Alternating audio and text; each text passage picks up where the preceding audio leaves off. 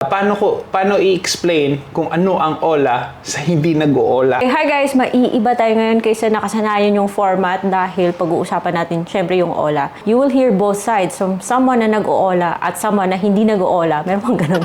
OLA, short for Online Loan Apps. So ngayon meron akong kasamang props. Drum roll. Meron akong kasamang AFAM. Ayan. Kala joke. Kawawa naman ka. Hindi. Hindi kita utang. Just go! Meron akong kasamang AFAM, guys. Kasi alam nyo, wala akong ibang kausap. Joke lang, kasama ko yan. So, syempre, ako yung nag-OLA. Ako yung lulong sa online loan apps. At siya naman, yung huli nyo nang nalaman, guys, na nag-OLA pala ako. Anyways, hindi naman kami expert, but we're just someone na na-expose sa ganitong industry. Kaya pag-usapan natin yung OLA today. Hindi pa ako nakapagamit ng OLA eh. Pero, paano mo i-explain sa akin? Hindi ka pa nakapaggamit ng OLA. Kung paano, kung ano nga ba yan? Well, sana all na hindi nakakapag-OLA. Ako yung may OLA. Well, OLA is an online loan platform, online loan app. Puso na to nang dahil sa halos lahat digital na kasi kaya pumasok na rin itong mga lending na na online lang. Kaya meron silang app. So, kailangan kasi yung isang lending, SEC registered po yan. Lending to parang turko, parang ganun. Hindi, parang may iba na halos parang turko pero may usually yung ito para siyang micro-lending kumbaga. Micro-lending. Micro-lending. Pero mas madali siyang applyan kasi sa cellphone na lang. Hindi mo kailangan pumuntang office, hindi mo kailangan pipila. So, nasa cellphone lang lahat. So, yun lang. Basta may valid ID. Yun yung typical na basta OLA, ganun. Basta may valid ID? Oo. Paano mo nahanap yung mga apps na to? Well, sasabihin ko ba? Meron kasi akong kapatid. Ay. Huwag na natin pangalanan. Tapos, nagtataka ako, bakit siya gumagana? Asal mo yung cellphone ko. Tataka ako, bakit parang yung sa likod niya is a white background. Tapos, ganyan siya ng ganyan. Tapos, may hawak siyang ID. Sabi, anong ginagawa mo? Sabi sa akin, kailangan kong pera, utang ako.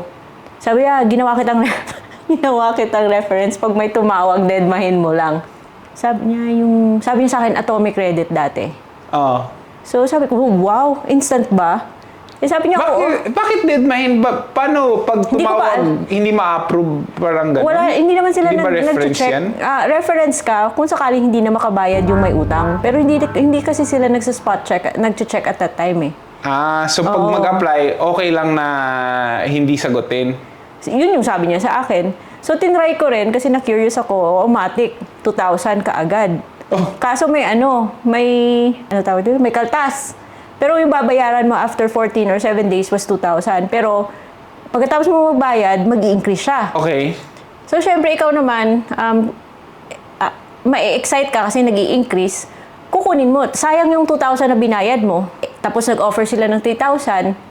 Di kukunin mo yung 3,000. Tapos kakalta sila, yung makukuha mo 2,200. Tapos after 14 or 7 days ulit, babayaran mo yung 3,000. Kasi advance. Ng interest, no?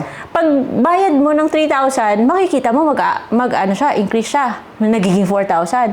Sasabihin mo, sayang yung binayad ko na 3,000 eh. Utang ulit ako. Kukunin mo yung 4,000 minus another, siguro makukuha mo 3,200. Kala mo kasi, Kala mo kasi, na-outsmart mo yung system nila. Oo. And then until one day, naging masyado ng malaki yung utang na masyado siyang mabigat bayaran. At nang dahil doon, di mo alam to. Di mo, syempre, bayad, utang. So sabi ko, mahal na. Nagdagdag ako ng isang OLA. Nagdo-donate ka na. Noong una kilala si Pondo Peso. Tapos itong si Pondo Peso, ganun din. Ganun din yung style. So, yun yung risk ng mga unsecured na mga... Basically, yung OLA, online loan app, they are unsecured loan apps or walang collateral. Hindi naman kasalanan ng app yun. Pinahiram ka lang naman. Ikaw naman yung humiram ng malaki na hindi mo mabayaran. At yan yung rason kung bakit nalulubog. Kasi sometimes, hindi mo naman talaga kailangan or sometimes dapat binayaran mo na dapat stop na. Kaso, yung thinking ba, yung maling thinking na sayang nung binayad ko, utang ulit ako. Siyempre, nakaka-tempt naman kasi talaga yung Oo nga yung ease of access.